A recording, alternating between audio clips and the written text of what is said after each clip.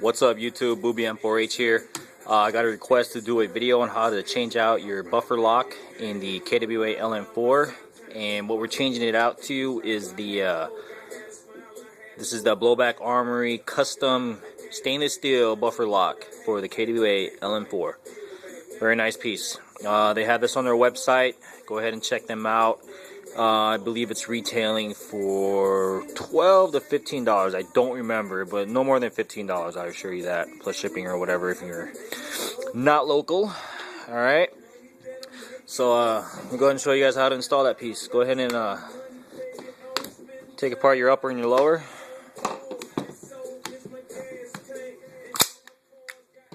Go ahead and set your upper off to the side.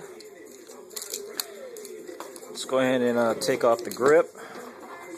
Actually, let's leave the grip in there for now. Let's take out your mag catch. There's a little Allen head screw on the button. Go ahead and take that out.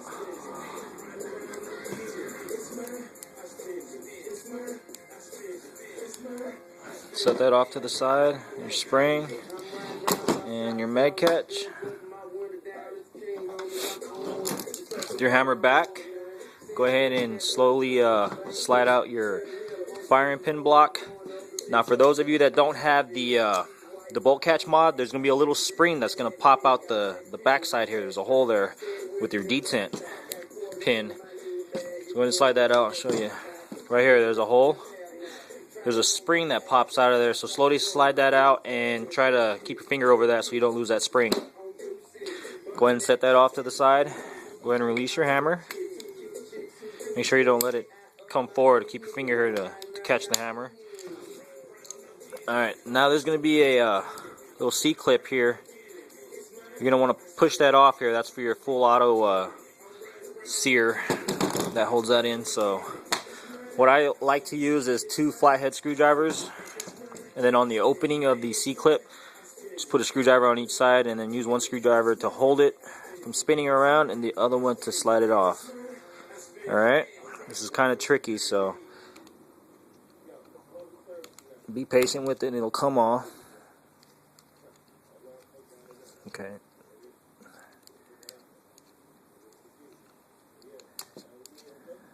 And I think it's off. Yeah. Your C-clip might fall down inside there, but you'll be able to retrieve it after you take everything out. Go ahead and slide your pin out, pull your full auto sear and spring out, set those off to the side. At this point here, go ahead and pull your fire selector out. Oh, before we get too far, go ahead and pull the buffer and the spring out as well. Set that off to the side.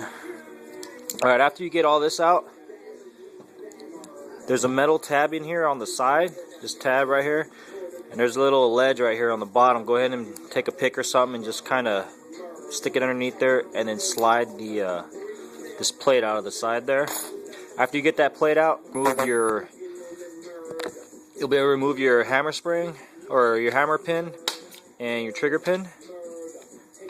Go ahead and pull your hammer and assembly out and then push your pin out for your trigger and pull that out.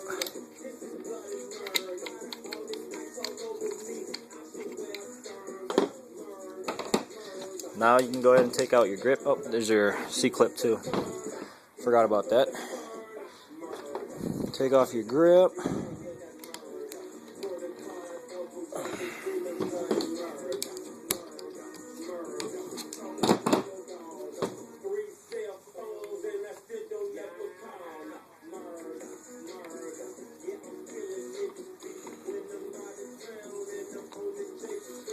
Go ahead and set that off to the side. Now flip your gun back over.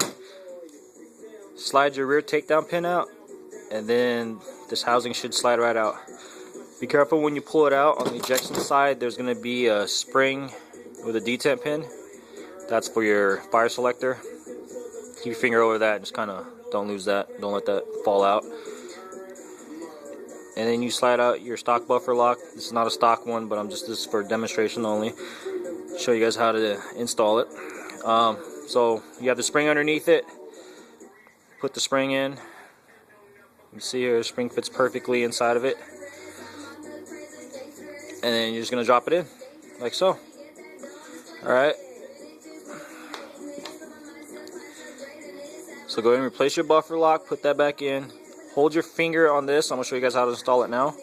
Hold your finger over that as you slide this back into the lower. Push it towards the back, like so. And then what I like to do is slide my takedown pin in, so that kind of holds everything in there. And then put your grip back on. That's going to hold that whole housing in nice and tight.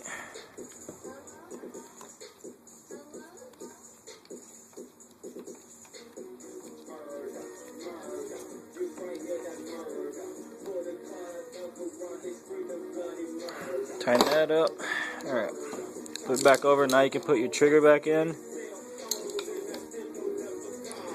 Now the trigger, the springs here, go in front of the trigger like so, okay? Not behind it like that, but in front. When they compress, it has to be in the front.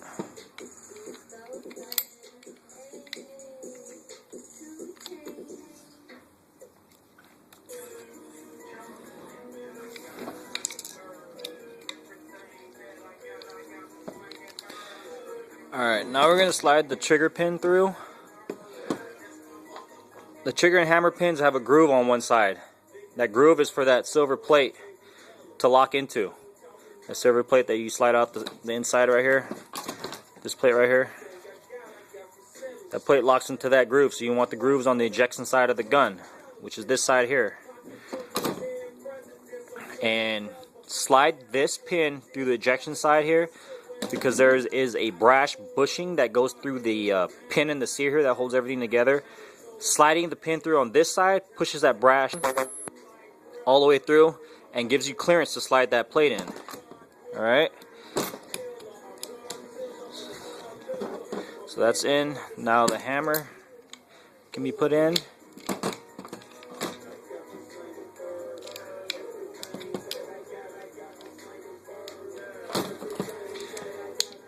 Alright, now you're going to slide this plate in. The plate, there's a little, like I said, that little tab that pokes out right here.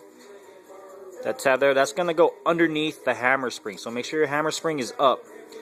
It's going to go underneath it. Then you're going to push the plate down in there. Now your hammer spring should ride on top of that tab that sticks out of that plate. Alright, now the full auto sear.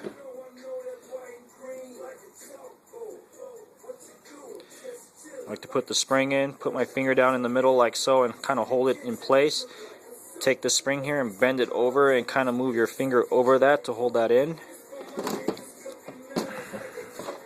Put your your fire selector in. I like to place it on full auto because it gives me clearance. Now when you put it in, you're going to want to turn it just a little bit this way. Don't keep it in straight. I mean, you could probably do it straight too, but it's a little bit easier if you turn it sideways and just kind of like let it work its way in there. Now there's a groove here. Remember that C-clip that we took off earlier? You're going to slide that pin in with the groove on the bolt release side. Alright. So we'll get and line up the holes there and start it.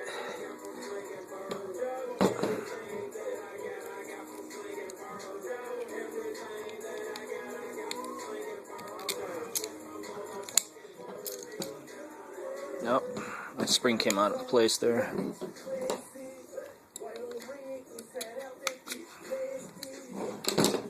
Let's try this again.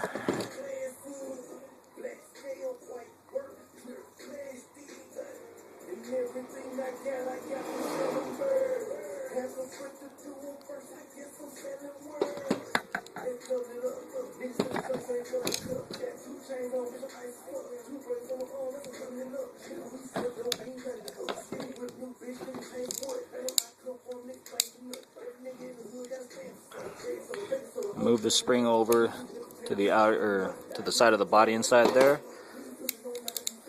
Now you're going to take that little C-clip, press it onto the spring.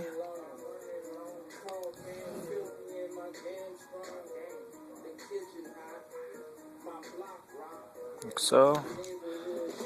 Take a screwdriver and just push it on. There. Alright, lock your hammer back. When you drop this back in, if you haven't done the bolt catch mod, you're going to want to push the spring in on this side and then slide it down in there like so. Now install your mag catch.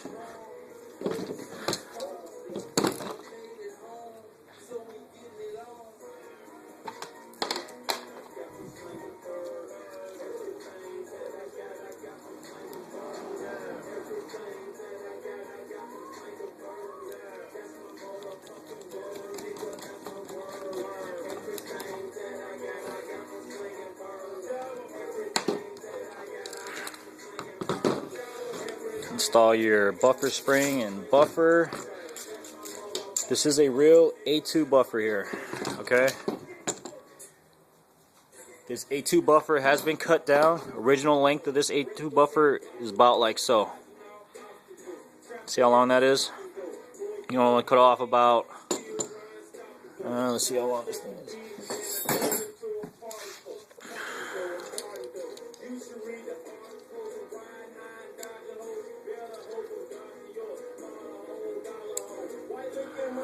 1.8 inches, so almost 2 inches. You got to cut off an A2 buffer, okay?